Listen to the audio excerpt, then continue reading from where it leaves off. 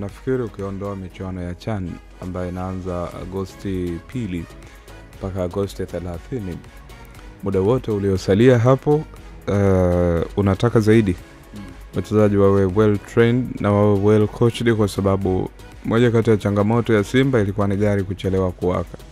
Unakumbuka mwanzoni mwa msimu kwenye hilo kwa nataka nipishane kidogo, kwa sababu rekodi takwimu zinaonyesha Simba amefunga magoli mengi dakika ya kwanza mpaka 18. Kwa maana yake mapema gari huwa inawaka. Chelewa kuwaka ndani ya msimu ninachozungumzia.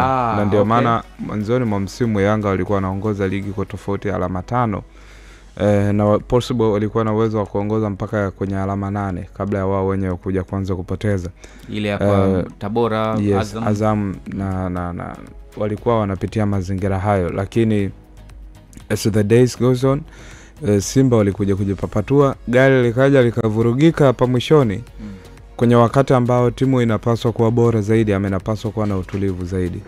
Nafikiri kinachotakikana kwa sasa ni kuweza kuwa na kwanza utimamu bora. Simba miongoni mwa eneo ambalo limewaangusha ni pamoja na utimamu kwenye mechi husika. Kama umeangalia 70% mpaka 80% za mechi za Simba msimu huu, kipindi cha pili hakikuwa bora sana kama ambavyo kipindi cha kwanza kilikuwa bora.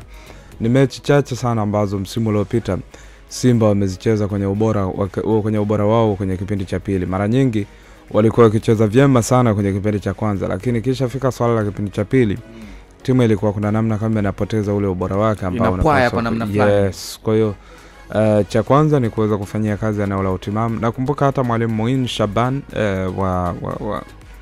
wa RS Berkane, moja kati ya kitu alichozungumza akasema wachezaji wana vipaji vikubwa vya Simba, lakini utimamu wao ni mdogo, hawawezi compete kwenye kiwango ambacho nataka waweze kuwa wana uvumilivu mchezoni kwa dakika zote 90. Lakini pia hata ukienda kwenye airborne tussles kwa nia mipira ya juu, bado wachezaji wa Simba watakuwa wa kwanza zaidi kushuka kuliko wachezaji wa timu nyingine. Akasema wakifanyia kazi swala hilo inawezekana wakawa na moja kati ya timu bora sana.